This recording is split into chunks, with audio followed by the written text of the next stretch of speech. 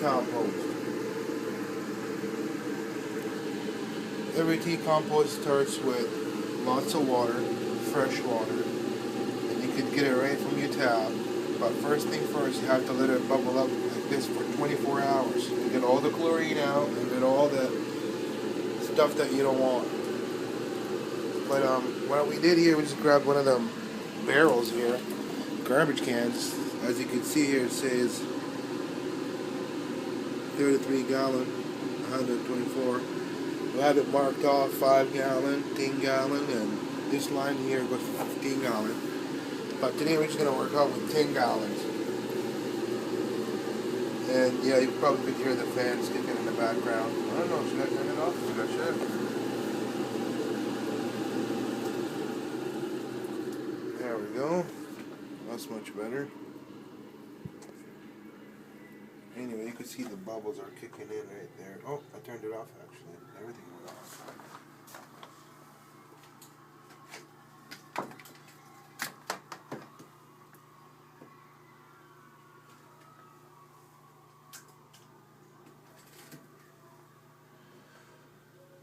Yeah. There we go. Lots of bubbles. And that's pretty much what we're trying to do here. Our tea compost, aerated tea compost, get all the microbial and the fungi cultures cultivated while we're brewing our tea. First thing first, you have to clean your tub here, as you can see, as clean as you can. And I recommend using super oxy hydrogen peroxide. You have to clean it right up, really get in there, and that will kill all the bad stuff. Anything alive, bad or good anyway, all is going to die because it cleans it pretty good, deteriorates the cell structure. But anyway, that's how it starts. Nothing in there, and we're going to mix this stuff and we'll see if it's going to froth out or not. We'll see you later. Hey, it's Mitty Dank again, your homeboy with the medical grill. And today what we're doing, we're trying to show you how to do 100% organic tea compost, feeding your plants, and getting things going. What I use mainly is General Organics from General Hydroponics, and a couple of things, but I'm going to give you a quick run and tell you what I use. Starting off here, using Bio-Root by General Organics, very good product, and I use about 50 ml to 10 gallons of water, and I pretty much do the same thing for everything else except a couple of the differences, and I'll show you. Liquid Karma, this is the magic. That's what you need, made by Tonicare, and this product is amazing. You could use it as a foiler as well. And one of our favorites is Gopnan. What that does pretty much takes care of all the dead roots and turn it to food. That's what its job. So, and takes mix the root, have more intake to deliver through the system all the way to the leaf and the buds. Cold processed seaweed. Seaweed is your friend. It has 21 amino acids, different amino acids, different bacterial and fungi as well. Surprisingly, some people don't even use no food. They just use the seaweed process for organic feeding. Your friend if you're budding, you need to have molasses or some sort of sugar. Some people use fructose, and that's like stuff you find in like everywhere from processed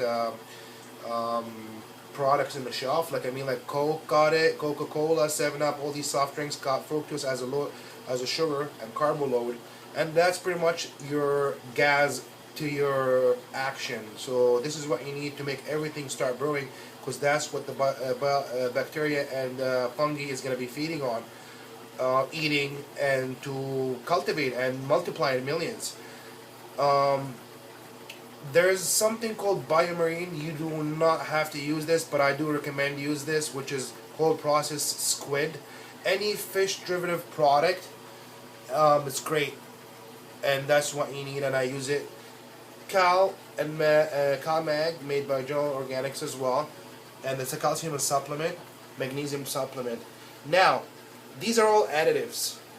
I'm budding right now. I'm not vegging. And by the way, this goes for both vegging and budding. Same stuff I use, and it goes a long way. But it depends on what you're doing. Because I'm budding, adding to the mix something called BioBud Bloom Booster and Bloom Stimulator by Green Planet Hydroponics, and it's amazing.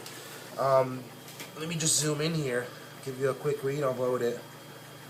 Organic additive, fat cell division, increased flower size, health, larger. And I'll tell you something, they have one of the best comments I read in the back of the thing here, and I'll recommend this to everybody that grows. It says, your nutrition solution will have a reading of 400. That's not it. Okay, lower your feed levels to ensure not to overfeed your plants. And I do tell you, if you're feeding your plants up to 700 or 1,000 ppm, I mean, you know what? If you're gonna add additives to it, drop it down to 500, and then put the additives. And you don't want your plants to get affected. This stuff is organic, so it wouldn't have that much of an effect, and definitely reads different in your pH pin or TDS pin on your readings. This is all organic, right? So yeah, one thing I don't know, sometimes I use it, sometimes I don't, which is vitamins and hormones, and that stuff, as you know, it's the bomb. I mean, it's called Super Thrive. You could feed this to anything and it'll just does its magic. Very cheap. This bottle, 60 ml for $10, I believe, in your favorite hydroponic store. Anyway, this is just a little thing about tea compost. Oh yeah, forgot about this.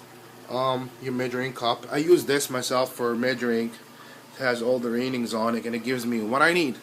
Anyway, as I said, I already mixed 10 gallons of water in a clean garbage bin and put my air stone in it, and it's getting all the chlorine out for 24 hours.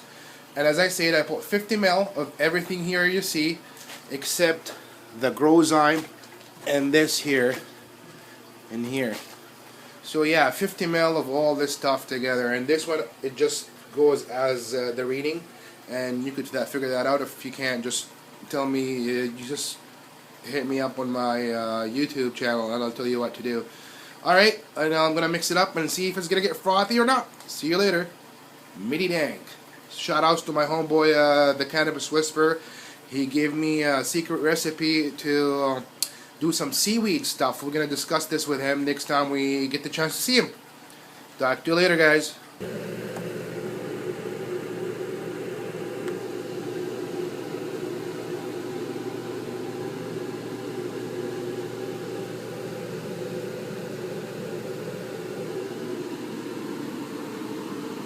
Pretty frothy.